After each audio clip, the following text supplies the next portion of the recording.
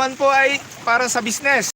Pag-uusapan natin sa hapong ito ang scaffolding business. Pero bago tayo magpatuloy, ay nais ko lamang mga kabayan, mag-subscribe po kayo sa Bernard T. Gabaon TV. Kung bago ka pa lamang na mapadaan sa aking YouTube channel, please don't forget to subscribe with this channel, Bernard T. Gabaon TV. At always i-hit mo lagi ang aking bell button para sa lahat ng aking mga bagong upload ay magkakaroon ka ng notification. At maging sa aking mga live ay ma-notify ka, kabayan. Sa hapong ito mga kabayan, tepong kakaiba naman ang ating pag-uusapan na negosyo, pero ganun pa din mga kabayan, maliit pa rin ang puhunan dito. Para pa rin sa ating mga OFW at affordable pa rin ang business na ito. Ito ay ang rental ng scaffolding o di kaya pagpaparenta ng mga scaffolding. Pero bago tayo magpatuloy, alamin muna natin kung ano ang scaffolding. Ang scaffolding ayon sa English ay any elevated working platform supported by its standard and its own a particular layer, bracing and other parts of the structure. Ito po yung scaffolding. Ito po yung ibig sabihin ng scaffolding. Kaya ang scaffolding po naman sa Pilipinas ay kakaunti pa ang nagpaparenta. Marami tayong nakikita dyan sa mga city. Sa mga malalaking city, marami tayong nakikita, pero mga malalaking construction firm ang nandiyan po. Pero sa probinsya, wala pa masyadong nagpa-practice ng scaffolding. Kasi ang nakikita ko na ginagamit nila ay mga kahoy, yung iba good lumber pa, nasisira. Yan ang ginagamit pa sa probinsya. Pero bago tayo magpatuloy kabayan, alamin muna natin kung ano ang advantage kung may scaffolding ka. Ikaw, halimbawa, magpapatayo ka ng bahay mo. Let's say, sabihin na natin 2 stories yung bahay mo, nagbabudget ka ng 1 million. At gusto mong makatipid, syempre, kung ang gagamitin mong scaffolding ay mga good lumber, malaking sira yon, malaking gastos yon.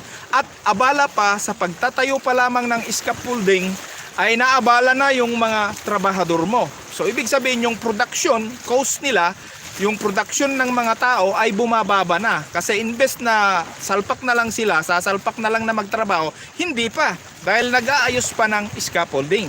Kaya ang isang advantage ng scaffolding sa mga magrerenta ay yun po. At mas madali ang trabaho kung mayroon kang structure na mga scaffolding.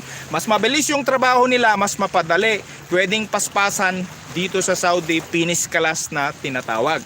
Diyan sa Pilipinas o sa ibang bansa, hindi basta-basta paspasan ang trabaho kung wala kang scaffolding.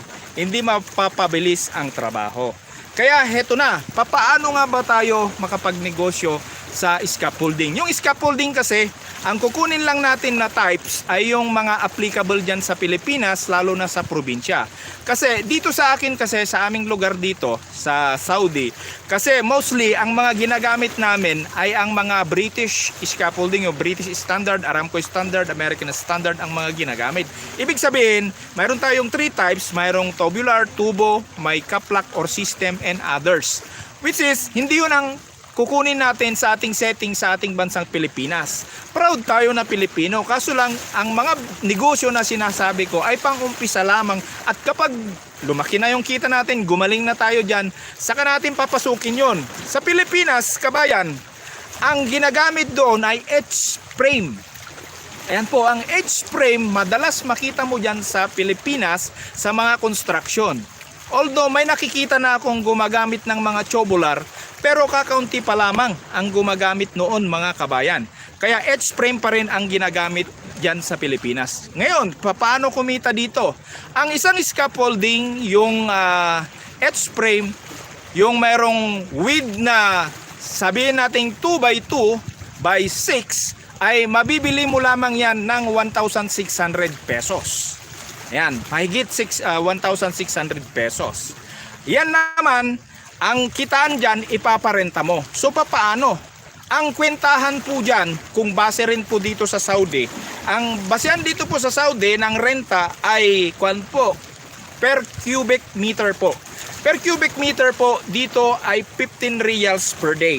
Halimbawa yung sinabi natin na 2 by 2 by 6, 2 by 2 equals 4 times 6 equals 24. Yun po ang kikitain. Kung ano pong lumabas doon, 240 plus 120, 360 reals sa isang araw ang kinikita ng scaffolding na yan.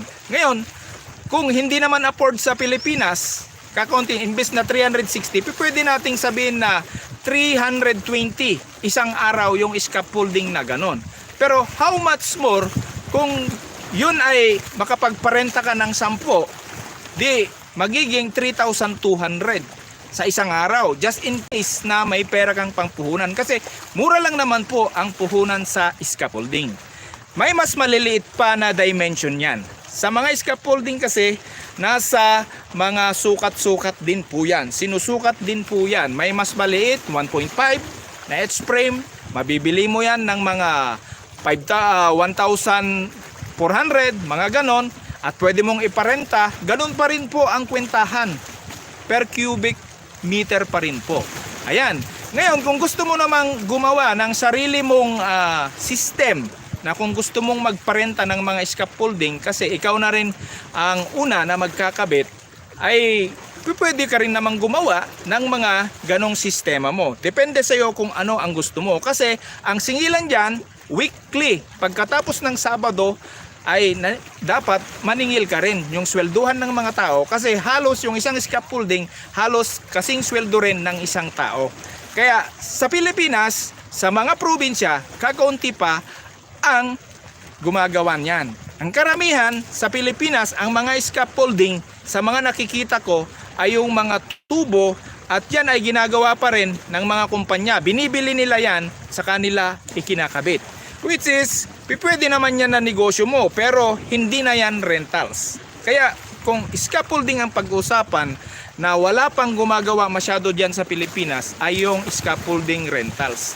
Kaya napakaganda ang magnegosyo ng scaffolding na magparenta ka. Isa yan kabayan na wala pang gumagawa sa Pilipinas. Bukod sa mura na po ang gastusin mo sa pambili ng mga materyales sa scaffolding, ay magkakaroon ka pa ng income. Siyempre, alam na natin kapag yan ang negosyo mo, siyempre may mga konting pera ka na rin kasi ilalagay mo rin yan sa mga sasakyan. Shoutout po sa aking mga manunood sa aking vlog na ito.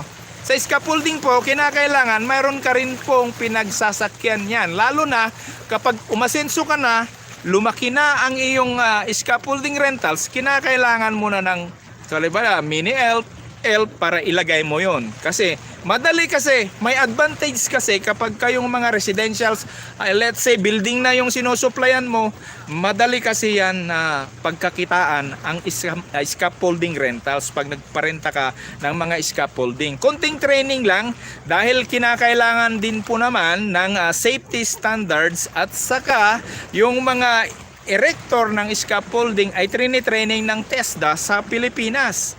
Kung hindi man makapag-training yung iba, siyempre yung magnenegosyo nito at least may knowledge para alam kung nasaan yung mga safety.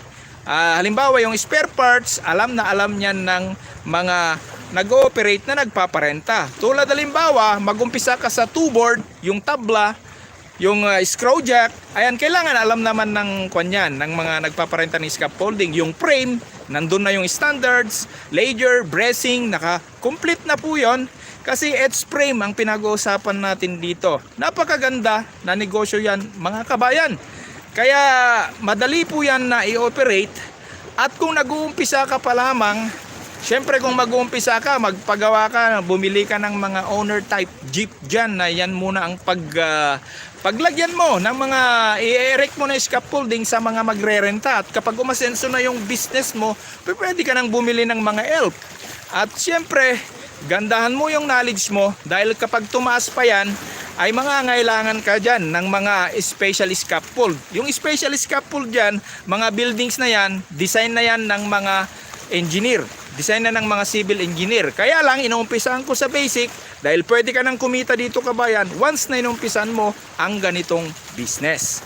Kaya Sana ang vlog na ito ay nakatulong sa iyo kabayan. Kung interesado ka at nanonood ka ng vlog na ito, alam ko sa aking puso't isipan, ito ay pwede ka ng kumita dito kabayan.